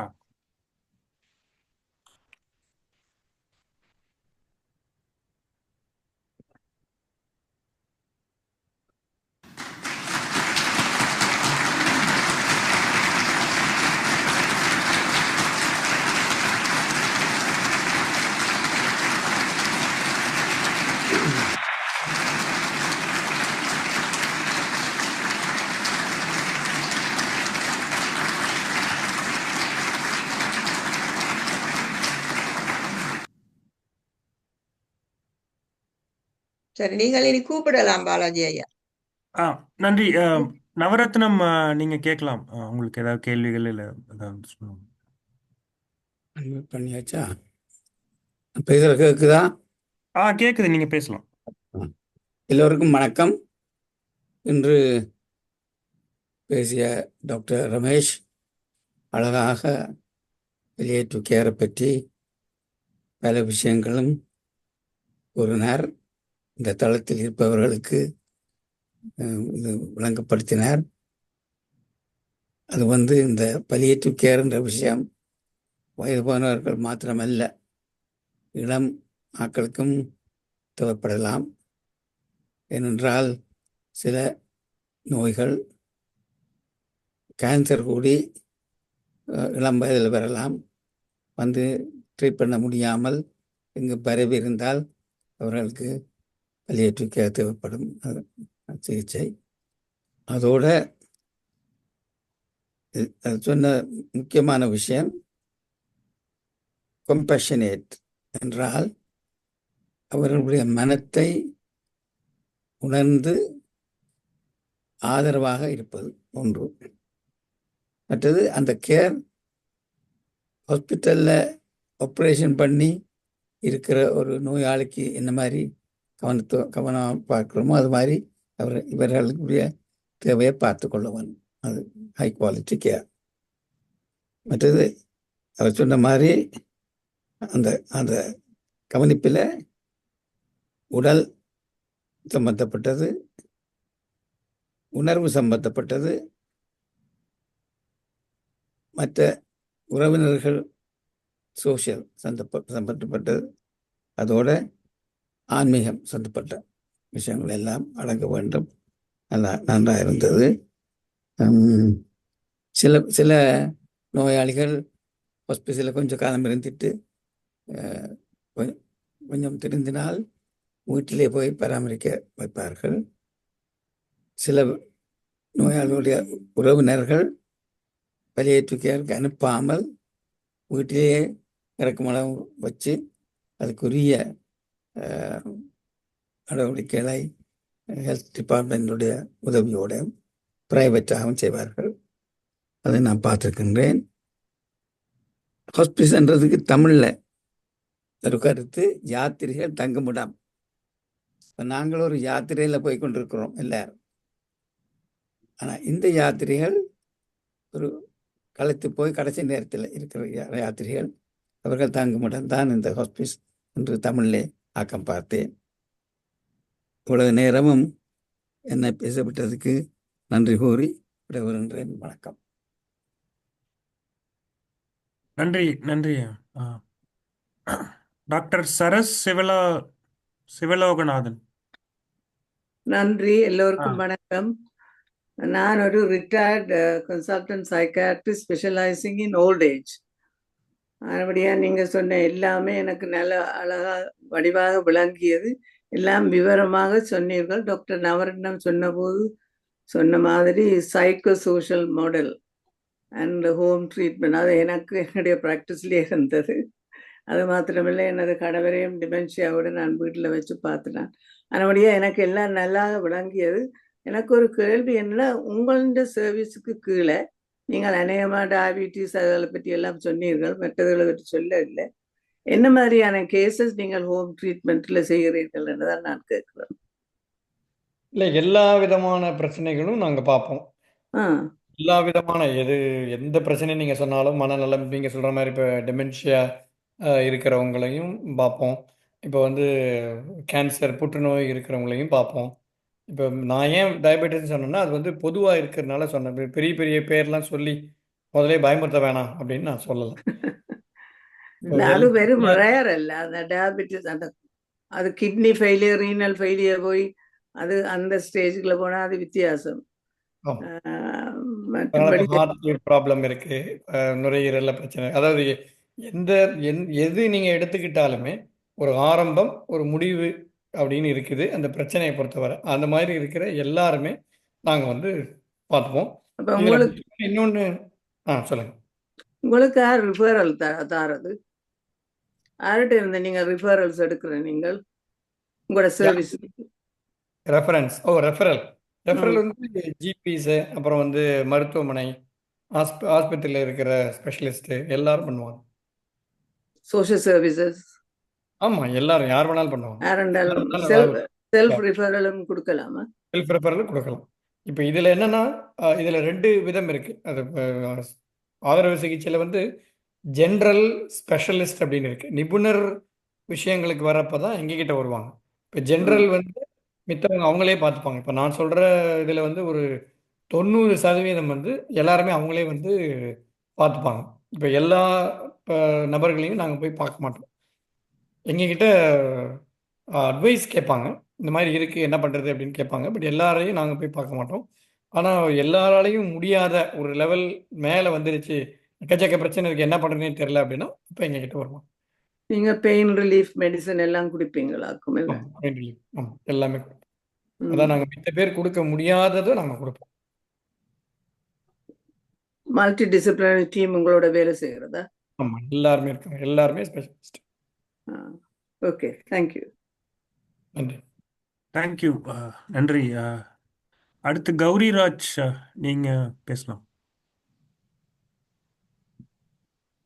அனைவருக்கும் இனிய மாலை வணக்கம். மிக அருமையாக விளக்கினீர்கள் ஐயா ஆதரவு சிகிச்சையை பற்றி. இந்த ஆதரவு சிகிச்சையில் நீங்கள் மருத்துவம் பார்க்காமல் வெறுமனே ஆலோசனை மட்டும் சொல்லிவிட்டு வருவீர்களா? சோசியல் சர்வீஸ் செய்கின்றவர்களும் இது போல வெறுமனே ஆறுதல் சொல்லிவிட்டு வரலாமா? இல்லை, வெறும் ஆலோசனை வந்து அந்த ஆலோசனை இப்போ எங்களுக்கிட்ட ஆலோசனை சொல்கிறது வந்து ஆலோசனை கேட்குறது வந்து ஒரு சாதாரணலாம் நான் பண்ணிட்டேன், இதெல்லாம் நான் பண்ணிட்டேன், 1 2 3 இதெல்லாம் பண்ணிட்டேன், இருந்தும் சரியாகலைங்கிறவங்க எங்களை கேட்பாங்க, என்ன பண்ணுறதுன்னு தெரியல அப்படின்னு. இப்போ சோஷியல் சர்வீஸில் வந்து அவங்களுக்கு, அதாவது சோஷியல் சர்வீஸ் வந்து வேற எப்படின்னா வெறும் பராமரிப்பு. இப்போ நான் சொன்ன மாதிரி அந்த ஒரு நர்சிங் கேர் அசிஸ்டன்ட் செவிலியர்கள் வெறும் அதை மட்டும்தான் அவங்க பார்த்துப்பாங்க. இப்போ வந்து ஒரு வீட்டில் ஒரு நபர் இருக்காரு, அந்த நபருக்கு வந்து ஆஸ்பத்திரிக்கு போயிருக்காரு, மருத்துவமனையிலேருந்து வீட்டுக்கு வந்துட்டார். ஆனால் மருத்துவமனைக்கு போகிறதுக்கு அப்போ அவருக்கு யாரும் பார்த்துக்கிறதுக்கு ஆள் தேவையில்லை. வந்ததுக்கப்புறம் ஒரு செவிலியர் வந்து தேவைப்படுது, ஒரு 3 தடவை வந்து எப்படி இருக்காருன்னு பார்த்துட்டு போக வேண்டியிருக்கு அப்படின்னா இதெல்லாம் வந்து சோஷியல் சர்வீசஸ் பண்ணுவாங்க. இது மட்டும்தான் சோஷியல் சர்வீஸ், அதாவது கேர், பராமரிப்பு, இந்த நர்ஸ் ஆர்கனைஸ் பண்ணுறது. இப்போ அவங்கள வந்து இந்த இந்த ஊரில் இந்த நாட்டில் வந்து இப்போ கேர் ஹோமில் வந்து அட்மிட் பண்ணணும், 24 மணி நேரமும் அவங்கள பார்த்துக்கிறதுக்கு இருக்குன்னா வீட்டில் பார்த்துக்க முடியாது, அந்த வசதிகள் இருக்காதுன்னு சொல்லிட்டு கேர் ஹோம் இதெல்லாம் வந்து சோஷியல் சர்வீஸ் பார்த்துப்பாங்க. ஸோ இதெல்லாம் பண்ணிட்டு, இதெல்லாம் நாங்கள் பண்ணிட்டோம், ஆனால் இன்னும் வழியில் இருக்கிறாரு, என்ன பண்ணுறதுன்னு தெரில, எந்திரிச்சு ஒரே படபடப்பாக இருக்கிறாரு, என்ன பண்ணுறதுன்னு தெரில அப்படின்னா அவங்க வந்து சாதாரண மருத்துவர்கள், அதாவது ஸ்பெஷலிஸ்ட் இல்லாத மருத்துவர்களை முதல்ல அணுகுவாங்க. ஜிபி முதல்ல கேட்பாங்க. அவங்களையும் பார்த்துட்டு சில மருந்துகள்லாம் கொடுத்து பண்ண முடியலன்னா அப்போ எங்ககிட்ட ஆலோசனை கேட்பாங்க. நிறைய ஆலோசனைகளும் கொடுக்கறது உண்டு, யாருக்குனாலும் ஆலோசனை கொடுப்பது உண்டு. இது வந்து இன்னொன்று முக்கியமாக என்ன சொல்லணும்னா, இந்த பாலியேட்டிவ் கேர் ஆதரவு சிகிச்சையில் இருக்கிற நிபுணர்கள் தான் 24 மணி நேரமும் ஆலோசனைக்கு நாங்கள் இருக்கோம். அதாவது ஒரு சீனியர் லெவலில் இருக்கிறவங்க, இது ஒரு சில துறைகள் மட்டுமே இந்த நாட்டில் வந்து 24 மணி நேரமும் உங்களுக்கு ஆலோசனை கிடைக்கும். அதில் ஒன்று ஆதரவு சிகிச்சை. இந்தியாவிலேயே அது மாதிரி கிடைக்குங்களா ஐயா? இந்தியாவில் 24 மணி நேரம் கிடைக்கிறது தெரியல. கொஞ்சம் கொஞ்சமாக நிறைய இடத்துல வந்து வந்துக்கிட்டு இருக்கு. முன்னாடி இப்போ ஒரு 10 வருஷம் முன்னாடி பார்த்தீங்கன்னா இல்லைன்ற மாதிரி தான் இருந்துச்சு. இப்போ வந்து நிறைய இடத்துல வருது. நான் சென்னை சேர்ந்தவன், சென்னையில் நிறையா இருக்குது. அதே மாதிரி நம்ம அண்டை மாநிலம் கேரளாவில் வந்து எக்கச்சக்கமாக இருக்குது. எல்லாரும் வந்து இங்கே படிச்சுட்டு போகிறாங்க, மிகவும் சிறப்பாக செய்கிறாங்க, வளர்ந்து வருகிறது. இளம் வயதில் கேன்சர் வந்தவங்களுக்கெல்லாம் நாங்க ஆதரவா பேசுறதுக்காக போவோம். சோசியல் சர்வீஸ் அவங்க கேட்குற அந்த கடைசி கேள்வி, எனக்கு ஏன் வந்துச்சு, எனக்கு ஏன் இந்த வயசுல வந்துச்சு, நான் எந்த பாவமும் செய்யலையே, எந்த தப்பும் செய்யலையே, எங்க அப்பா அம்மா கூட நல்லவங்களாச்சு, அப்படி இருக்கையில எனக்கு ஏன் வந்துச்சுங்கல நீங்க என்ன பதில் சொல்லுவீங்க? இல்லை, சரியான பதில்ன்றது உண்மையில பார்த்தா ஒன்றும் கிடையாது. அமைதி காக்கிறது தான் மிக சிறந்த பதில். ஏன்னா நம்மகிட்ட பதில் இருந்தால் சொல்ல அவங்கள சமாதானப்படுத்த முடியாது. சிலதெல்லாம் நம்ம சொல்லி சமாதானப்படுத்தலாம், இது சரியாயிடும் சரியாயிடும். போன பிறவில இந்த மாதிரி ஏதாவது நம்ம அனுபவிக்கணும்னு இருந்திருக்கும் அப்படிங்கிற மாதிரி ஏதாவது சொல்லுவோம். ஆனாலும் அவங்களுக்கு மேலும் வேதனைப்படுத்துற மாதிரி தான் இருக்கு. ஆமா, இல்ல அந்த மாதிரி சொல்ல மாட்டோம். அதாவது அவங்கவுங்க நம்பிக்கையை பொறுத்து இருக்கு.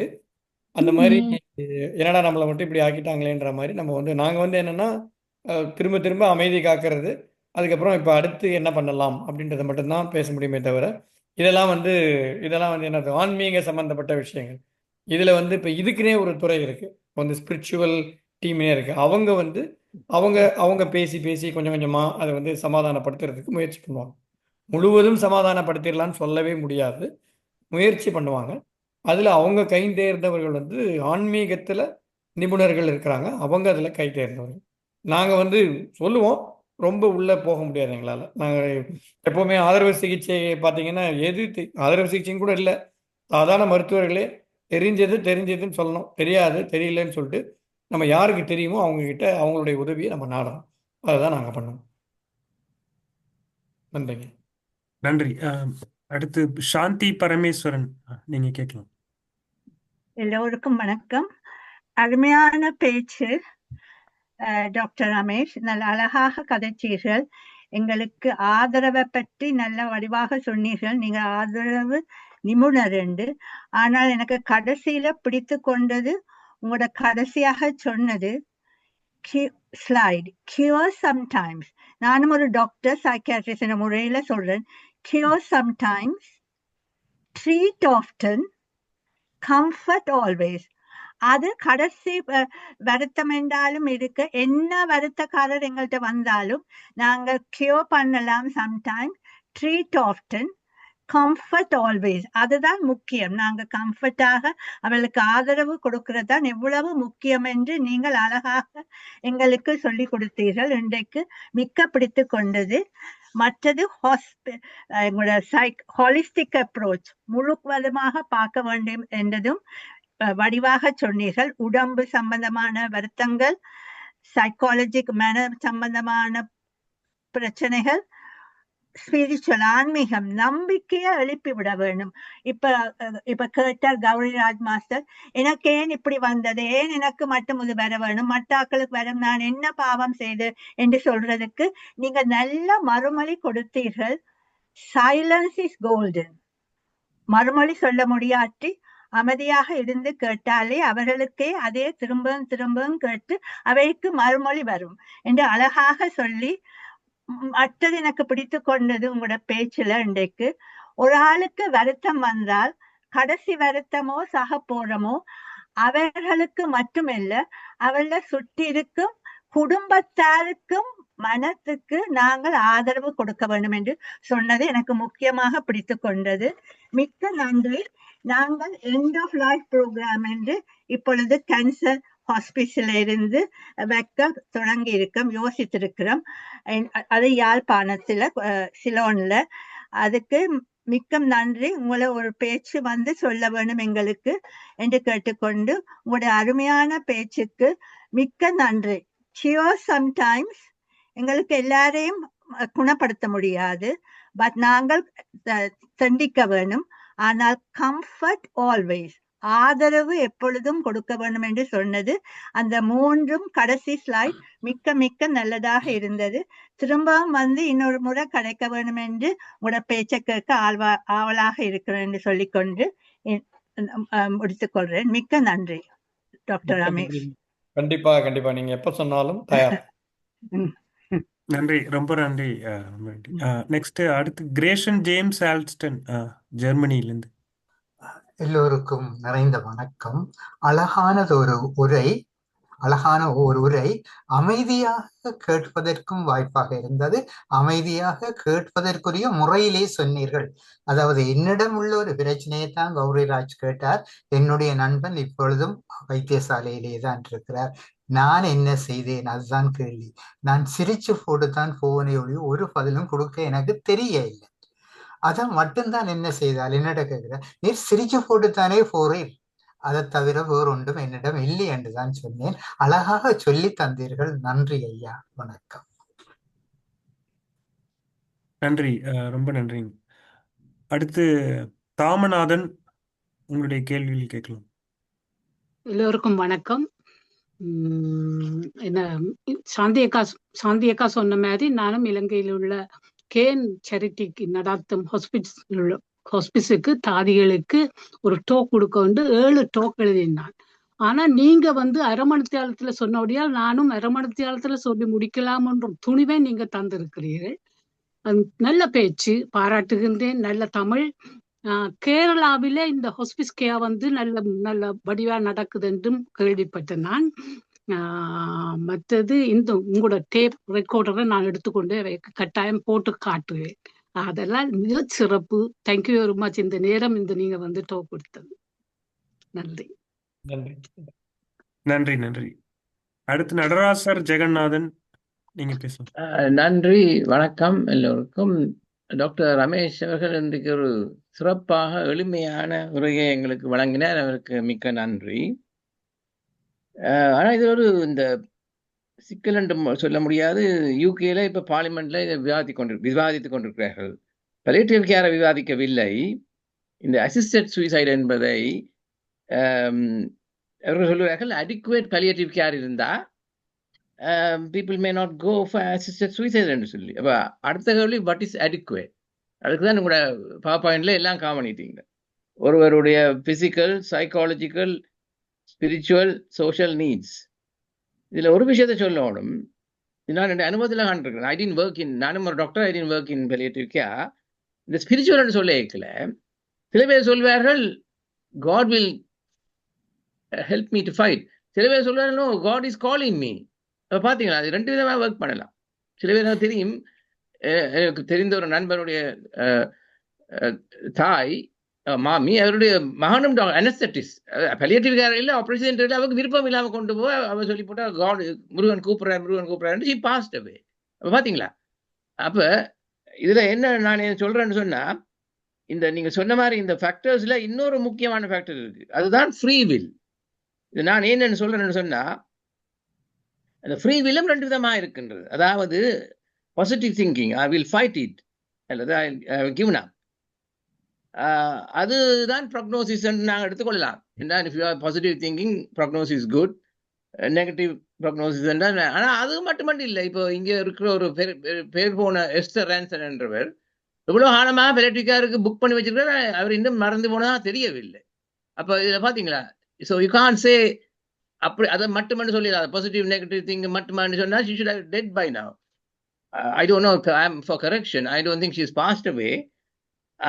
இன்னொரு உதாரணம் வந்து, இந்த ஃப்ரீ வில் அல்லது மென்டல் கெப்பாசிட்டி இருக்கு மட்டும்தான் நீங்கள் அதை டிசைட் பண்ணலாம். அது இழந்து போனால் you can decide, family also can decide.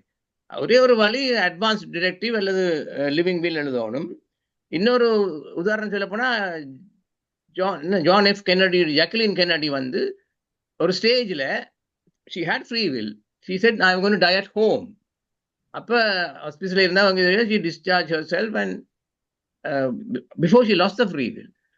Free will இழந்திருந்தா she wouldn't have gone home, because some people want to die in their home. So இது எல்லாம் இம்பார்ட்டன்ட் ஃபேக்டர்ஸ். நான் இதை உங்களோட டாபிக்கு வரையா சொல்ல இல்லை, நான் உங்களோட ப்ரெசன்டேஷன் சூப்பர். நீங்கள் சொல்கிற பாணி ஒருத்தருக்கு அப்போதான் நான் யோசிச்சேன், பேச தேவையில்லை, பார்வை ஒன்றே போதுமா பல்லாயிரம் சொல் வேணுமான மாதிரி பார்வையோட நீங்க கணிசன ஒரு ஆளோட ஹெல்ப் பண்ணினாலே lot of work, lot of words. நன்றி ஐயா. நன்றிங்க. இதில் ஒரு விஷயம் மட்டும் நான் சொல்கிறேன். இந்த பாசிட்டிவ் அப்ரோச், நெகட்டிவ் அப்ரோச் அப்படின்னு சொன்னீங்க இல்லையா, இதில் வந்து என்ன, இப்போ நாங்கள் சில நபர்களை பார்க்கும்போது அவங்களுடைய குடும்பத்தாரன்னு சொல்லுவாங்க, இல்லைங்க இப்போ நீங்கள் சொல்கிற மாதிரி, இல்லைங்க நான் வந்து எனக்கு இதுதான் தெரிஞ்சு போச்சு, நம்ம வந்து என்னை வந்து சந்தோஷமாக சந்தோஷன்றது வார்த்தை தவறான வார்த்தை, ஒரு ஆதரவுடன் வச்சுக்கோங்க அப்படின்னு சொல்லி அவங்க வந்து ஏற்றுக்கிட்டு, நான் வீட்டிலேயே இருக்கேன், நான் வந்து என் பையனை பார்க்கணும், என் பேத்தியை பார்க்கணும், இதை பண்ணணும், அதை பண்ணணும் அப்படின்ற மாதிரி கேட்பாங்க. அதெல்லாம் கேட்கும் பொழுது குடும்பத்தார் வந்து எங்ககிட்ட சொல்கிறது எப்படி இருக்குன்னா, இங்கே பாருங்கள், இவங்க வந்து மன அழுத்தத்தில் போயிட்டாங்க, டிப்ரெஸ் ஆகிட்டாங்க, இவங்க வந்து எதுவுமே வேண்டாங்கிறாங்க அப்படின்னு சொல்லுவாங்க. அதாவது இப்போ மன அழுத்தத்தில் வந்து டிப்ரெஷன் இருந்து எதுவுமே வேண்டான்னு சொல்கிறதுக்கும், எல்லாத்தையும் ஒத்துக்கிட்டு தெரிஞ்சு ஓகே நான் வந்து எனக்கு இதெல்லாம் தான் முக்கியம் அப்படின்னு அந்த க்யூர்லேருந்து கேர் மாறுறதுக்கும் நிறைய வித்தியாசங்கள் இருக்குது. என்ன வித்தியாசம்னா, இப்போ நமக்கு முன்னாடி நிறைய ஆப்ஷன்ஸ் இருக்குது. இப்போ 1 மருத்துவமனைக்கு போகலாம், 2 இதுக்கு போகலாம், அதுக்கு போகலாம், அதெல்லாம் இருந்து எனக்கு எதுவுமே வேண்டாம், எனக்கு இது போதும் அப்படின்னு சொன்னோம், அது வந்து மன அழுத்தம். ஆனால் இந்த நபர்கள் வந்து நமக்கு முன்னாடி அந்த ஆப்ஷன்ஸ் எதுவுமே இல்லை என்பதை தெரிந்து உணர்ந்து அவங்க இருக்கிற மிச்ச காலத்தில் வந்து என்ன தேவைன்னு உணர்ந்து சொல்லும் பொழுது அது வந்து டிப்ரெஷன் கிடையாது, அது நெகட்டிவ் கிடையாது. ஏன்னா அவங்களுக்கு வந்து அதோட அதுக்கப்புறம் அவங்களுக்கு நினைவு இருக்கும். ஓ இதுதான் நான் பண்ணணும், இதுதான் நான் இப்போ டிப்ரெஷனில் வந்து எனக்கு வேண்டாம்னா வேண்டாம்னு அப்படியே க்ளோஸ் ஆகிடுவாங்க, அவ்வளோதான். அவங்ககிட்ட நீங்கள் போய் கேட்டிங்கன்னா என்ன வேணும் உங்களுக்கு வேறு அப்படின்னா எனக்கு எதுவுமே வேண்டாம், எதாவது முடிஞ்சு போச்சு எதுவுமே வேண்டாம்னு சொன்னால் அது டிப்ரெஷன். இப்போ இவங்க என்ன சொல்லுவாங்கன்னா, எனக்கு தெரியும் காலம் சிறிதளவு தான் இருக்குது, இருந்தாலும் நான் வந்து என் பொண்ணை பார்க்கணும், நான் பேத்தியை பார்க்கணும் அப்படின்னு அடுத்தடுத்து சொல்லும் பொழுது அது நமக்கு இலகுவாக இருக்கும். அதை நாங்கள் எப்போவுமே சொல்லுவோம். ஐயா நீங்கள் சொன்ன மாதிரி அது பாசிட்டிவ் நெகட்டிவ் ரெண்டுமே இருக்குது, ரெண்டுமே நாங்கள் பார்த்துக்கணும். எப்படி இருந்தாலும் சரி நீங்கள் சொல்கிற மாதிரி பார்வை ஒன்று போதுன்ற மாதிரி நாங்கள் பக்கத்தில் இருக்கிறதே போதும், வேற எதுவுமே கிடையாது. அதுதான் அந்த ஆன்மீக பராமரிப்பின் முதல் படி வந்து பக்கத்தில் இருக்கிறது, அவ்வளோதான். வேற எதுவுமே பண்ண தேவையில்லை, சும்மா உட்காந்துருந்தா போதும். நன்றிங்க. நன்றி. நன்றி. நவரத்னம், நீங்க இன்னொரு வாட்டி ஹேண்ட் ரைஸ் பண்ணிருக்கீங்க, வேற ஏதாவது கேட்கணும்? வணக்கம். திரும்பவும் அடுத்ததுக்கு நன்றி. நான் இன்று கேட்டுக்கொண்டிருந்த பொழுது பல விஷயங்கள் மனதில் தோன்றின. ஒன்று, நான் ஒரு ரூமட்டாலஜிஸ்ட். பல நோயாளிகளை கடுமையாக இருந்து குணப்படுத்தி இருக்கின்றோம் இப்போ புது மருத்துவ முறையில். அதனால் எந்த துறையில் நாங்கள் பயணிக்கிறோம்ன்றதும் முக்கியம் டாக்டர்ஸுக்கு. சில நிபுணர்கள் நோய்களை முழுதாக மாற்ற முடியும். இப்போ கியூர் சம்டைம்ஸ் இல்லை, கியூர் லாட் ஆஃப் டைம்ஸ், அது உண்டு. ரெண்டாவது, சிலர் எனக்கு ஒரு நெருங்கிய நண்பர் இருந்தவர், அவரை போய் ஹாஸ்பிட்டல் பார்த்த பொழுது அவர் கூறியது, நான் இவ்வளோ காலம் நல்லா இருந்துட்டேன், என்ன இப்போ டயாலிசிஸுக்கு அனுப்ப போயினோமா, எனக்கு தேவையில்லை, நான் இறந்து போய் ரெடி என்று சொன்னார். அடுத்த நாள் காலையில் அவர் இறந்துட்டார். அது வந்து மனதில் சாட்டிஸ்ஃபைட் லைஃப்,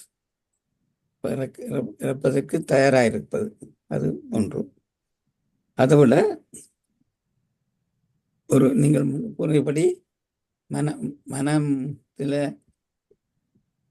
எது சரி எது பிள்ளை என்று சொல்கிற சக்தி இருந்தால் நான் ஹாஸ்பிட்டலுக்கு போக மாட்டேன், வீட்டில் தான் இருப்பேன் என்று சொல்கிறதுக்கும் பலருக்கு அந்த இது இருக்குது, சக்தியும் அந்த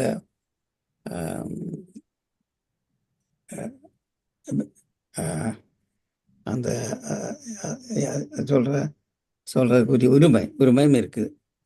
அதை விட ப்ரீஸ்ட், அந்த கிறிஸ்டியன் ப்ரீஸ்ட் வந்து ஹாஸ்பிட்டலுக்கு போய் விசிட் பண்ணி ஆறுதல் சொல்வது வழக்கம். ஹிந்து ப்ரீஸ்ட் அப்படி போகிறத இங்கே லண்டனில் கேள்விப்படவில்லை. அதுவும் ஒரு தேவை தான். ஏனென்றால் ஸ்பிரிச்சுவல் இதுக்கு வந்து ப்ரீஸ்டை மாத்திரம் தேவையில்லை. சிநேகர்கள் மற்றவர்கள் சில புத்தகங்களை படிக்கலாம், சுவாமிமாரை பற்றி சொல்லலாம். ஆனால் இந்து ப்ரீஸ்டை இதில் ஈடுபடுத்தலாம் நல்லது என்று நான் யோசிக்கின்றேன். திரும்ப அழைத்ததற்கு நன்றி, வணக்கம். நன்றி. MERP, நீங்க ஹேண்ட் ரைஸ் பண்ணிருக்கீங்களே. கேக்குதுங்களா? வணக்கம்.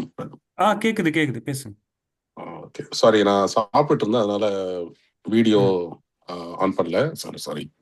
ஃபர்ஸ்ட் ஆஃப் ஆல் பாலாஜி, உங்களுக்கு வந்து வாழ்த்துக்கள். ரொம்ப பொறுமையா எல்லாரையும் ஹேண்டில் பண்ணி இந்த டாக்டர் ரமேஷை வந்து நீங்க பொறுமையா கேட்டது ரொம்ப நல்லா இருந்தது. நிகழ்ச்சி இது பண்றது, நீங்களே வந்து அடுத்த பாலியேட்டிவ் கேர் டாக்டரானுக்கான அறிகுறிகள் உங்கள்கிட்ட இருக்கு. இது மூலமா நீங்க வந்துடலாம் நினைக்கிறேன். டாக்டர் ரமேஷ், வணக்கம். உங்கள்கிட்ட ஒரு கேள்வி. வணக்கம் ஐயா. கொஸ்டின் என்னன்னா, இப்போ நீங்க ஒரு நாள் ஹாஸ்பிட்டலுக்கு போறீங்க, அங்க ஒரு பேஷண்ட்டை பாக்குறீங்க. அதுல ஒரு 5 பேஷண்ட்ல வந்து 3 பேஷண்ட் வந்து இன்னைக்கு நைட்டுக்குள்ளார அவங்க காலமாயிடுவாங்கன்னு உங்களுக்கு நல்லா தெரியும். ஆனா எல்லார்ட்டையும் வந்து see you tomorrow, take care, bye அப்படிலாம் சொல்லிட்டு வருவீங்க. இது பல பேர் கேட்ட கேள்விதான் இதுக்கு முன்னாடி இருந்தாலும். பட் வீட்டுக்கு வந்ததுக்கு அப்புறம் உங்களுக்கு அடுத்த நாள் காலையில போகும்போது வந்து பாத்தீங்கன்னா அந்த 3 பேர் இருக்க மாட்டாங்க அப்படின்னு மாரி அந்த உங்களோட என்ன சொல்றது, அதுதான் உங்களோட இட்ஸ் அ ப்ரொஃபஷன். ஓகே, உங்களுக்கு இதுக்கு அது எப்படி நியூட்ரலைஸ் பண்றீங்க வீட்டுக்கு போயிட்டு? ஏன்னா நமக்கு யாரோ ஒருத்தவங்க இப்போ நான் யாரோ ஃப்ரெண்டு வீட்டுக்கு போனேன்னு வச்சிங்களேன், அவர் ஒருத்தர் படுத்திருக்காரு.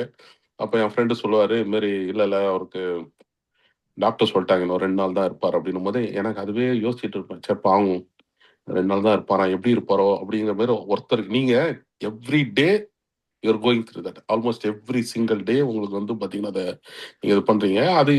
அது நீங்கள் உங்களுக்கு வந்து வீட்டில் இருக்கும்போது ஏதோ ஒரு அது ஏஜ் வைஸ் சில பேர் சொன்னாங்க இல்லையா, சின்ன வயசுலேயே சில பேருக்கு வந்து அந்த கேன்சர் வந்தது அப்படின்னு சொல்லி. அதெல்லாம் வந்து ஓகே 85ல 92ல யாரோ ஒருத்தர் பார்க்குறீங்கன்னா ஓகே, அவர் பேரன் பேத்தி எல்லாத்தையும் பார்த்து அவர் ஏதோ ஒரு பழம் வந்து பழுத்து அதே தானாக விழுகிற மாதிரி சார், ஓகே அது நம்ம அக்செப்டபிள் இதாக இருக்கும். ஏதோ ஒரு 18 வயசுல பார்க்குறீங்க, அந்த பையன் வந்து யூனிவர்சிட்டி போயிட்டு இருப்பான், இல்லை வந்து 7 வயசுல ஒரு பொண்ணு வந்து ஏதோ ஒரு அழகாக பேசிட்டு எனக்கு வந்து இந்த கேம் வேணும் அப்படின்னு பேசிட்டு இருக்கோம். அந்த குழந்தைங்க அந்த மாதிரி இதெல்லாம் நீங்கள் கிராஸ் பண்ணும்போது எப்படி அதை நியூட்ரலைஸ் பண்ணுறீங்க? எப்படி உங்களை வந்து அதை அந்த தாட்ஸ்லேருந்து எப்படி வெளியில் வந்து வீட்டில் நார்மலாக நீங்கள் உங்கள் லைஃப்பை வந்து எப்படி அதுக்கு ஏதாவது ஒரு ஸ்பெஷலாக இது பண்ணுறீங்களா இல்லை அப்படின்னு கேட்குறது வேணும். Thanks for this opportunity. நன்றி, அருமையான கேள்வி. அதாவது எப்படி சொல்லணும்னா, நீங்கள் வந்து எங்களை பற்றி கேட்குற கேள்வி அது. அது நீங்கள் எப்படி இருக்கிறீங்க இப்போ எல்லாருமே. நான் முன்னாடி சொன்னேன் பார்த்தீங்களா, முதல்ல ஆரம்பிக்கும் போது சொன்னேன், பாலியேட்டிவ் கேர் ஆதரவு சிகிச்சைன்னா பாதி பேர் கிளம்பிடுவாங்க, ரைட்டு இவங்ககிட்ட நம்ம பேசக்கூடாது அப்படின்னு. ஸோ அந்த மாதிரி ஒரு துயரமான சம்பவங்களை பார்த்து அந்த மாதிரி ஒரு சிகிச்சையில் இருக்கும் பொழுது எப்படி நம்ம அந்த அந்த அந்த உணர்வுலேருந்து வெளியே வர்றது அப்படின்னா 2 விஷயங்கள் இருக்குது. ஒன்று வந்து பயிற்சி தான். பயிற்சி எப்படி இருக்குன்னா, இப்போ யார் நம்மக்கிட்ட இன்னைக்கு இருந்தால் என்ன போனால் என்ன அப்படின்ற மாதிரி பயிற்சி கிடையாது.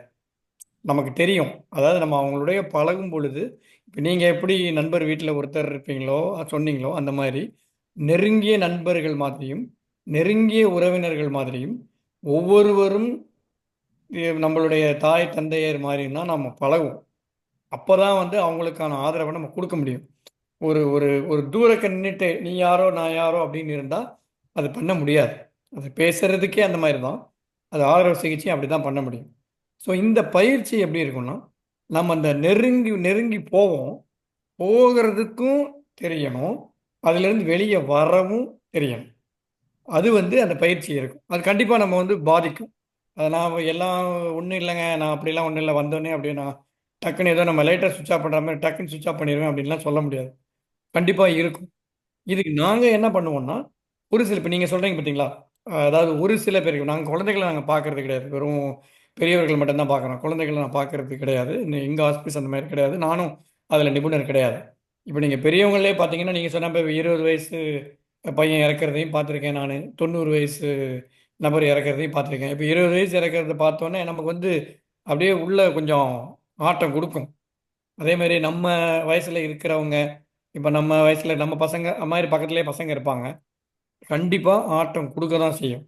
அதை வந்து நம்ம அதுக்கு அதான் அந்த ரிஃப்ளெக்ஷன் அப்படின்னு சொல்கிற மாதிரி நாங்கள் வந்து உள்ளுக்குள்ளே ஒரு டீப்ரீஃபிங் அப்படின்னு ஒரு செஷன் வந்து வைப்போம் எங்களுக்குள்ள.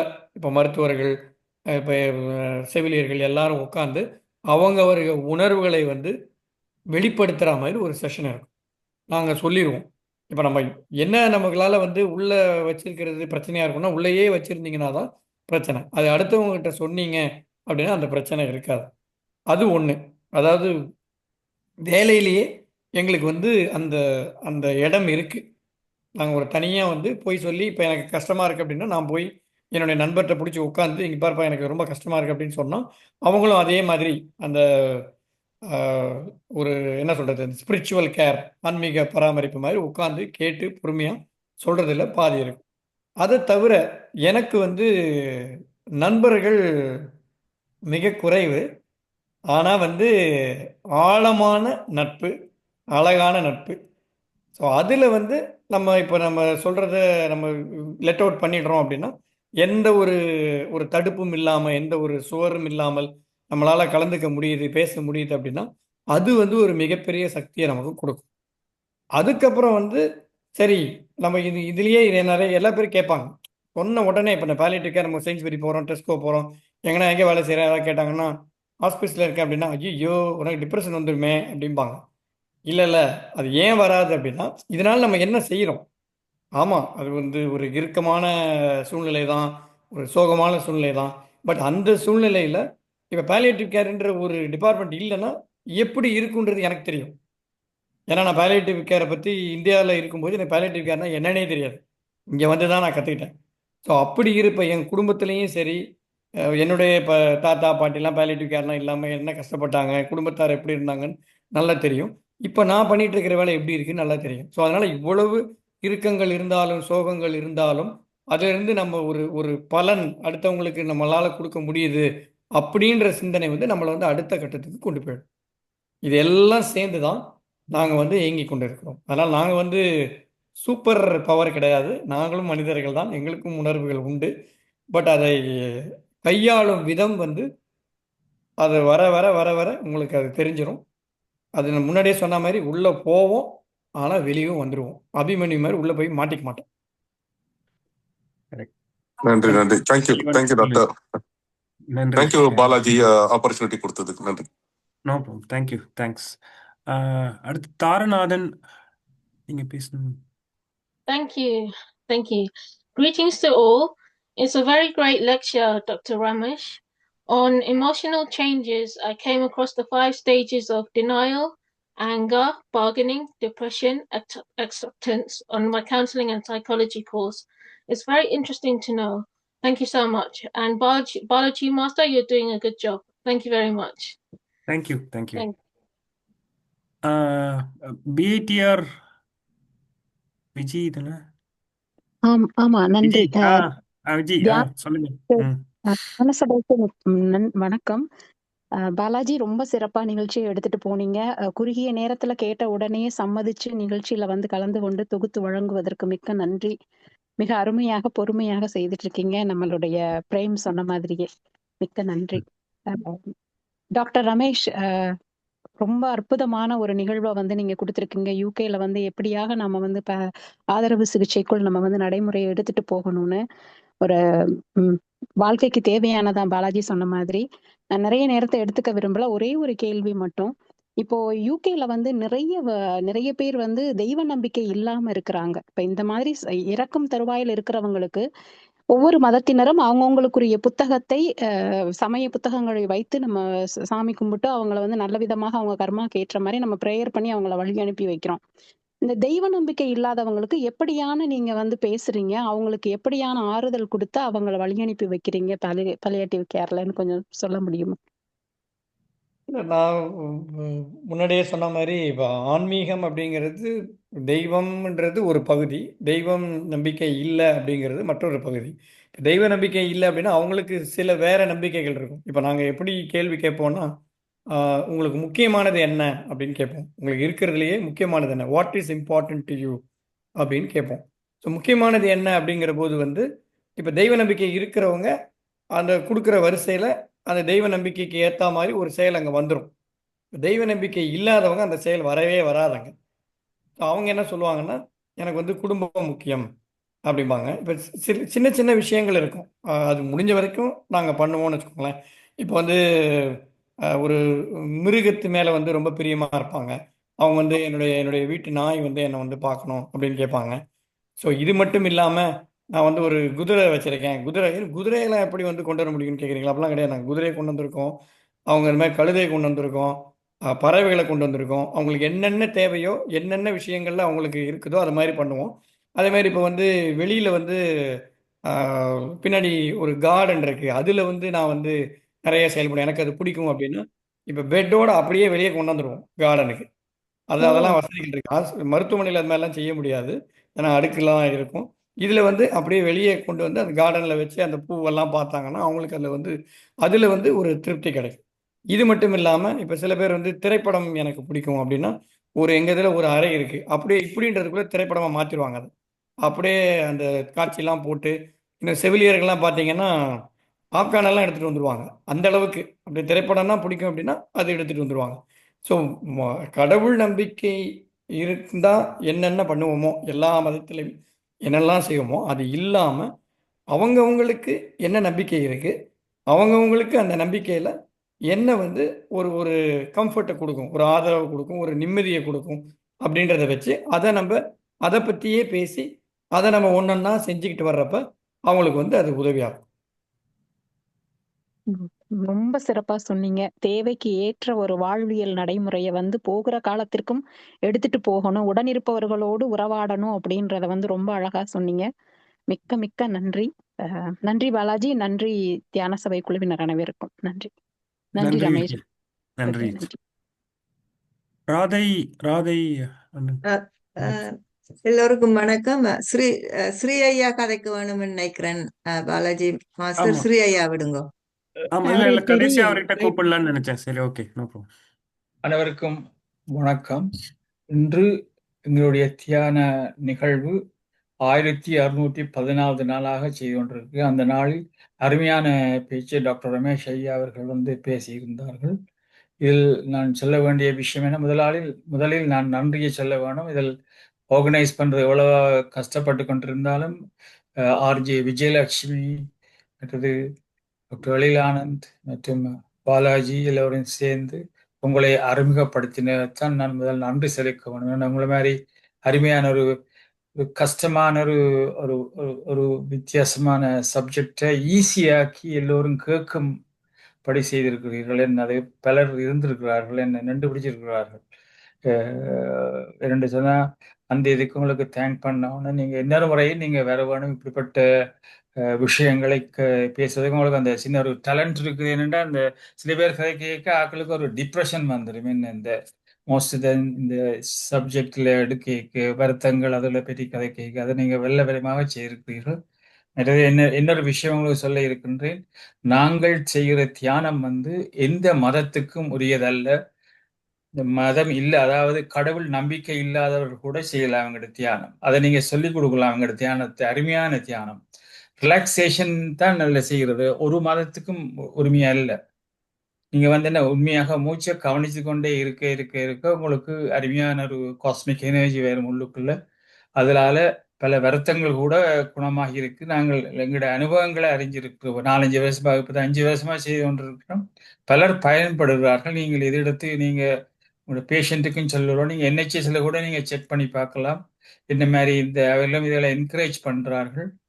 டாக்டர் சாந்தி பரமேஸ்வரன் அதை பற்றி கூட தெரிஞ்சவ சொல்லுவா, உங்களுக்கு டைம் இருந்தா சொல்லுவான்னு சொல்லிக்கொண்டு இப்படி நாங்கள் அடுத்ததாக நாங்கள் நிகழ்ச்சி நிரலுக்கு போகின்றோம். அதாவது நாளை காலமே வழக்கம் போல 8:45க்கு எங்களுடைய நிகழ்ச்சி ஆரம்பமாகும். 9 மணிக்கு சேர் எக்ஸசைசஸ், கதிரையில் இருந்தவாறே நீங்கள் எக்ஸசைஸ் செய்யலாம். நீங்க பலருக்கு டைம் இருக்காது வெளியில போறதுக்கு, அதை கதிரையில் இருந்தவாறே நீங்கள் செய்யறதுக்கு வசதி கொடுக்குறோம். இப்படி ஒவ்வொரு வெனிஸ்டேயும் காலமே வேற நினைக்கிறேன். சில வேளை 4 யோகா டீச்சர்ஸ் கூட இங்கே படிச்சு கொண்டிருக்கிறார்கள். இப்போ இந்த 10 மணிக்கு அருமையான ஒரு தனி மனித அமைதிக்கும் உலக அமைதிக்குமான ஒரு தியானம். இப்போ இந்த 11 மணிக்கு one world one family, beautiful songs, music, uplifting talks என்று சொல்லி ஒரு அருமையான நிகழ்ச்சி நடைபெற இருக்கிறது. அமைதிக்கான மௌன பிரார்த்தனை கூட நடைபெறும். இதுல ஒரு ரிலீஜியஸ் இதுல ஒன்றும் இல்லை, மௌன பிரார்த்தனை தான் சொல்றேன் நான் திருப்பி. இப்போ இந்த 8 மணிக்கு இந்தியாவிலிருந்து, அதாவது 12 மணி அப்ப வந்து வார நேரம் வந்து மகாலட்சுமி அம்மா அவர்கள் இரவு அந்த 1 மணி போல், அதாவது அதிகாலை 1 மணிக்கு திருமந்திரத்தில் வாழ்வியல் நெறி என்ற தலைப்பில் பேச வருகிறார்கள். அவர் இங்கே லண்டனுக்கும் வந்துட்டு போயிருந்தவர்கள். அவங்களோட தளத்தை நன்றாக பிடித்து கொண்டது. இந்த நடு இரவிலும் வந்து பேசுறதுக்கு ஒப்புக்கொண்டு வருகிறார்கள். அதே போல தேர்ஸ்டேஸ்லையும் யோகர் சுவாமிகளுடைய நிகழ்ச்சி, யோகா நிகழ்ச்சி 9 மணிக்கு. இப்போ இந்த 11 மணிக்கு யோகர் சுவாமியுடைய குரு பூஜை.